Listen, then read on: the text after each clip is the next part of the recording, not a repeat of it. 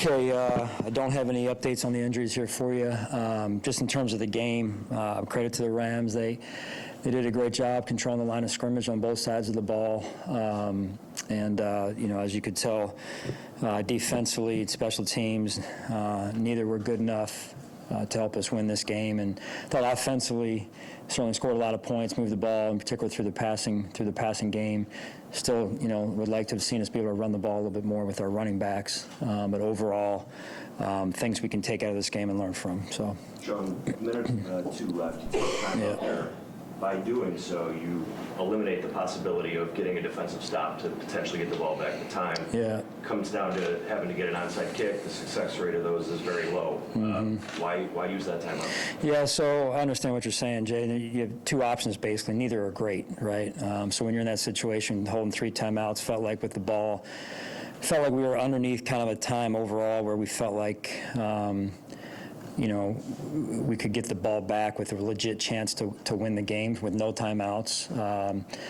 Having said that, we used what we thought was our best play all year, which is 1-yard quarterback sneak by Josh. Had to use a timeout.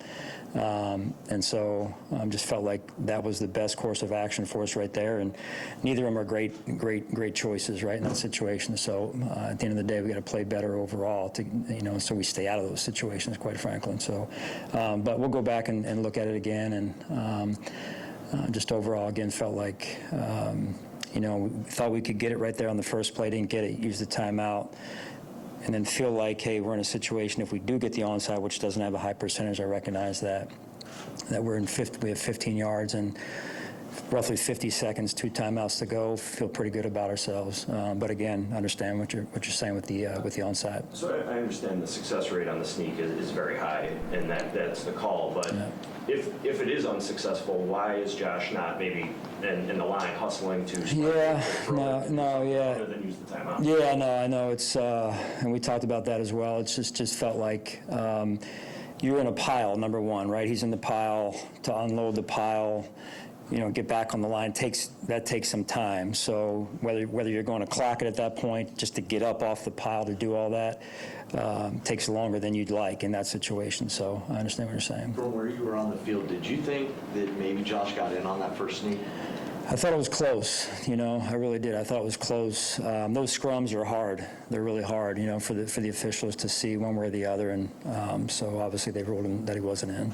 Was there a point of emphasis at all on that last drive to conserve the timeout? Because you did have the 3 on that last play, and would that have then affected that play call, or should it have? We had 3, and we were trying to conserve timeouts. We were actually in a situation that we call red alert, which says, hey, if you get in field goal range, you're down between 11 and 9 points in that situation, right? So you're down, you're in that kind of situation where you get in field goal range and you take the points so that you can play normal defense and hold those timeouts and everything. So the thing for us was, you know, we had the we basically, I think it was the Coop DPI that got us ball at the 1-yard line, and so we were never really in a position of deficit that we would say, hey, it's 2nd and long, all right, let's go ahead and take the field goal here and come back and use the timeout. So we were talking about that the whole way through on that last drive, especially after that first play when we had Coop down there and they called DPI at first and they picked up the flag. So, you know, every play basically we were talking about that and saying, hey, when do we want to kick it? When do we want to kick it?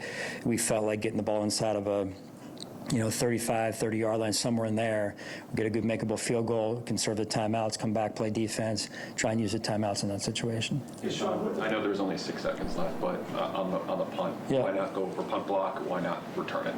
Yeah, punt block, and we should have been that. We didn't have enough guys on the field to do that. So that's something we got to figure that out. I'm sorry, you said only 10 on the field. We didn't have enough guys on the field. You said that the reason you use the timeouts is because you feel like you'd have enough time to, even if you get all 3 timeouts, to mount the final drive if you've gotten to stop them. Am I understanding that correctly? Say that again. So if you had not used the timeout after the sneak, the thinking is that even if you had 3 timeouts and gotten a stop following the sneak, you would not have had enough time after forcing that stop to then get a game-winning or game-time field goal. Is that correct? If we didn't get, so if you sneak it and not use the timeout, now it's getting really low. You know, but again, we're talking about you unpile the pile, you come back and you try and run another sneak. You're hoping but you just don't know how long. They got to spot the ball, people get up. It's all, now we're talking about, razor thin here in terms of what you're able to try and get done. The question is then, what is the amount of time then that you feel comfortable trying to mount a scoring drive with 3 timeouts? Because the minute to go when the sneak happens, I think 15, 20 seconds to unpile. You're probably looking at 40 seconds to go when the second sneak happens. You bet maybe 20 after. I mean, I guess, is there a number there? No, I mean, there's not. I mean, yes and no, but neither of them are great options. You're splitting hairs here, trying to. Ideally, we're not in that situation. If we're in the situation, you don't have great options at your disposal, right? So there's a potential that you're able to save the timeouts and play defense, and then you're out of timeouts, and they're punting the ball back to you, and you're in a situation with no timeouts, and the ball may be pinned, So, or, you go the route we did. So they're not great options at that point in the game.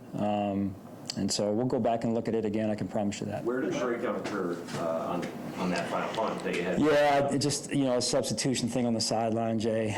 So, that's, that was the information I got, because I was saying, count us up, going for the block here, and then something happened there in terms of the substitution. Sean, once you got us to the 1 yard line, was there thought of throwing it, knowing that, hey, if we get tackled in bounds in any way, we're going to be in this tough situation? Yeah, I mean, for sure. You talk about that.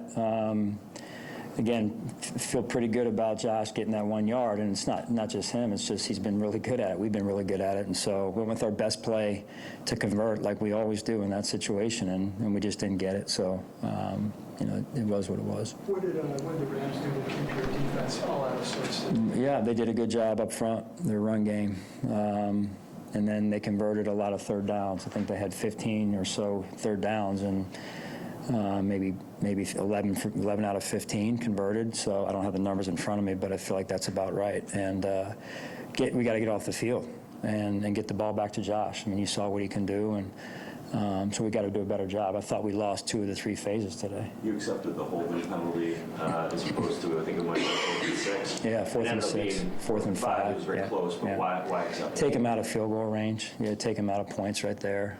They were probably going to go for it anyway, based on the way Sean handled the next 3rd or 4th down there. So the kicker was, I think he was good from, we're looking at 39-yard line, pretty consistent in pregame.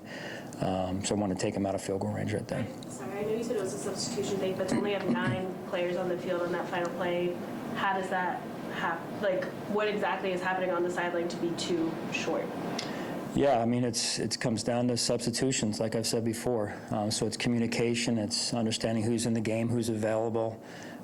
So we'll go back and figure that out. During the week, you talked about the need to refocus coming off that big San Francisco win, clinching the division.